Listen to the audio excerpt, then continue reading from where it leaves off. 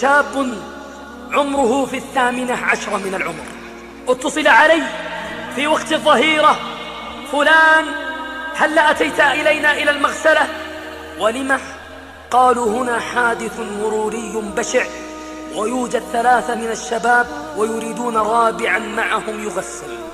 قلت: ألم تجدوا غيري؟ قالوا: لعلك أن تأتي وتحتسب. فاستعنت بالله وذهبت. دخلت المغسلة: أين أهل الميت؟ قالوا: لم يأتي أحد إلا هذا. فنظرت إلى من أتى وإذا به شاب آخر. قلت: من أنت؟ قال: أنا ابن عمه. فدخلت فنظرت إلى الشاب، شاب ضخم الجثة حنطي اللون، ولكن موتته كانت غريبة. فنظرت إليه فقلت لإخواني الذين يغسلون معي: استعنا بالله. شرعنا في الغسيل.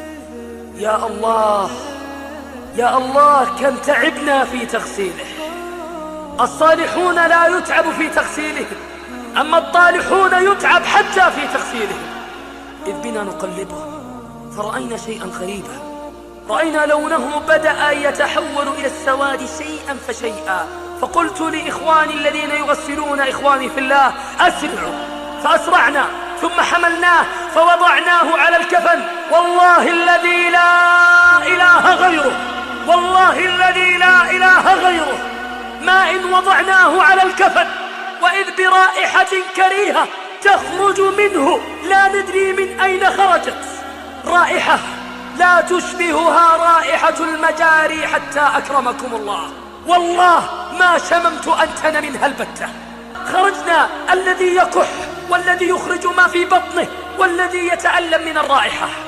ذهبت إلى صاحبه، إلى ابن عمه، قلت له: اتق الله يا فلان، هذا يصلي. قال: ولماذا تسألون؟ قلت: والله لقد خرجت منه رائحة يا أخي لا نستطيع أن ندخل إلى المغسلة.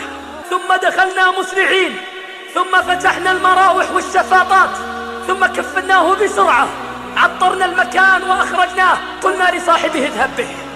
رأينا هذه العلامة السيئة أمامنا، ما استطعنا أن نصلي. قلنا: اذهب به. وبعد يومين إذ بهذا الرجل يأتي ويسأل عني: أين الذي سألني عن صلاة ذلك؟ قالوا له: في المكان الفلاني. فأتاني قال: لقد أذنبت ذنبا. قلت: أعرفه، كذبت علينا. قال: يا ليتني كذبت فقط، يا ليتني كذبت فقط. أتعرف يا شيخ كيف مات هذا؟ بهذه اللهجة قالها. أتعرف يا شيخ كيف مات هذا؟ قلت له: وكيف؟